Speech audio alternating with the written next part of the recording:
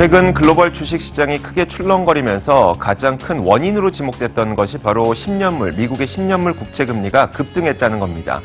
2.8%를 넘어서 급등하면서 주가가 하락했다는 해석들이 나오고 있는데, 그렇다면 국채금리가 올라가는 것은 주가를 하락시키는 요인일까요? 한번 알아보도록 하겠습니다.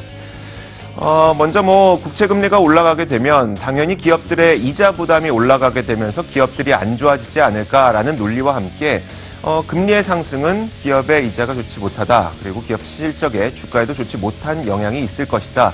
라는 이야기를 분명 하기도 할 겁니다. 하지만 좀 냉청하게 지금부터 살펴보도록 하겠습니다.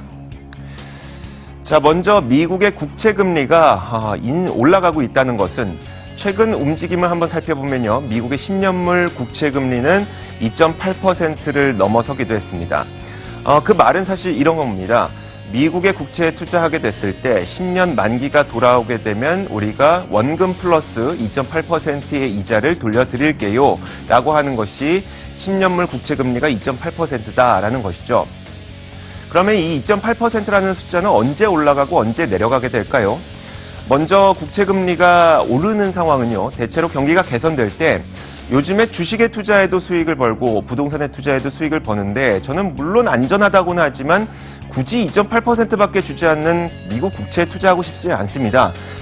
만약에 이자를 한 3에서 4% 정도 좋은 이자를 쳐준다면 저는 그때 국채에 투자를 할게요 라고 하는 사람들이 많아지게 되면 이런 시기에는 국채 금리가 올라가게 됩니다.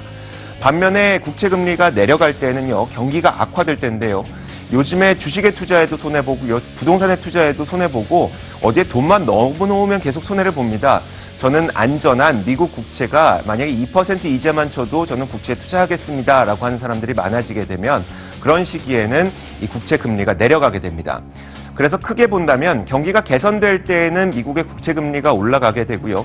반면에 경기가 낮아지게 될 때 혹은 안 좋아지게 될 때에는 미국의 국채 금리가 낮아지게 되는 그런 현상이 나타나게 됩니다.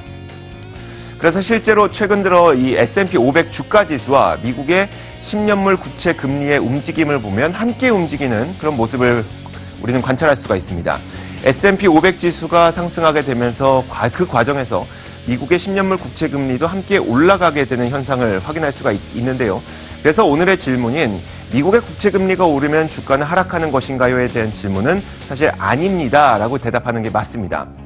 자, 그렇다면 미국의 국채 금리가 올랐을 때 주가가 하락한 것을 무엇으로 설명하겠습니까? 라고 묻는다면 사실 여기에 대해서 정확하게 이것 때문에 이 주가가 하락한 것입니다 라고 대답할 수 있는 분들은 별로 없을 겁니다. 다만 분명한 것은 미국의 국채 금리가 오르는 과정에서 주가가 오르는 것은 맞지만 다만 어느 순간 국채 금리가 어떤 순간을 넘어서게 되자 이 큰 부담감 때문에 주가가 하락했다.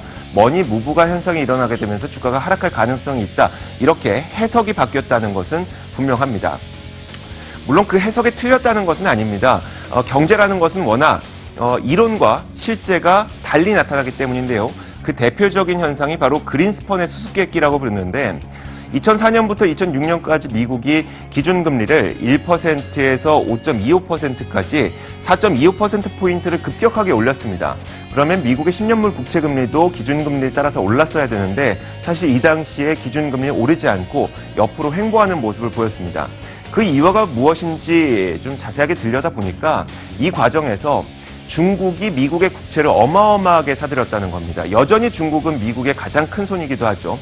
미국의 그 국채를 중국이 어마어마하게 살들이다 보니까 미국 국채 가격이 올라가게 됐고요. 정반대로 움직이는 미국의 국채 금리는 떨어지게 되면서 이 두 가지가 상쇄되면서 결국 미국의 국채 금리는 횡보한 그런 현상이 나타나기도 했습니다. 물론 최근 들어서는 채권 시장에 좀 다른 모습이 나타나고 있긴 합니다. 바로 그 주인공은 유럽과 일본인데요. 유럽과 일본은 지금까지 마이너스 금리를 계속 적용하고 있습니다. 그 말은 내가 일본 국채와 유럽 국채를 사게 됐을 때 만기가 돌아와서 내가 이자를 받는 것이 아니라 이자를 오히려 내야 되는 상황이었다는 거죠. 하지만 글로벌 경기가 개선이 되면서 일본과 유럽도 최근 들어 통화 정책을 정상화하려는 움직임을 조금씩 보여주고 있습니다. 그 말은 이제 일본 국채를 사고 유럽 국채를 사더라도 나중에 만기가 되면 나도 이자를 돌려받을 수가 있게 되겠구나라고 하는 투자자들이 많아지게 된다는 것이죠. 결국은 일본 국채에 투자하려는 수요, 그리고 유럽 국채에 투자하려는 수요가 늘어나게 되면서 상대적으로 미국 국채에 투자하려는 수요가 조금 줄어들 수 있다는 겁니다. 그 말은 이제 미국의 국채 가격이 낮아지게 되면서 반대로 움직이는 미국의 국채 금리가 추가적으로 올라갈 가능성도 존재한다는 것입니다. 자, 이 모든 이야기를 정리를 해보도록 하겠습니다. 먼저 금리 인상이라고 하는 것은요, 글로벌 경기 개선이 뒷받침되어야만 할 수 있는 것입니다. 그렇기 때문에 금리 인상이 되는 시기는 보통 경기가 개선되는 시기고요. 경기가 개선되는 시기는 주가 하락시키는 그런 요인은 아닙니다. 그래서 금리 인상이 주가를 하락시키는 요인이다, 이렇게 인과관계를 성립할 수는 없는 거고요. 물론 요즘에 채권 시장에서 무엇인가 변화가 있기 때문에 채권 자금의 흐름이 어디론가 움직일 가능성은 있습니다만, 이런 모든 것들이 대부분 글로벌 경기가 개선된다는 것을 전제로 하기 때문에 이런 움직임들이 기업들의 실적을 악화시키는 요인은 분명히 아니라는 거죠.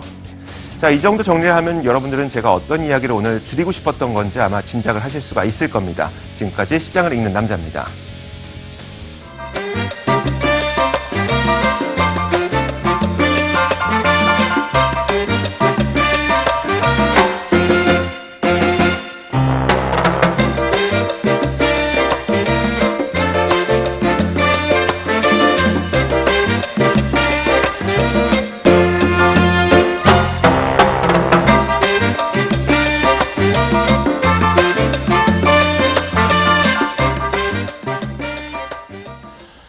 예, 오늘도 저희 사이다 50분 꽉꽉 채워서 이슈들 전해드렸고요. 내일 이 시간에도 또 핫한 이슈들 들고 다시 찾아뵙도록 하겠습니다.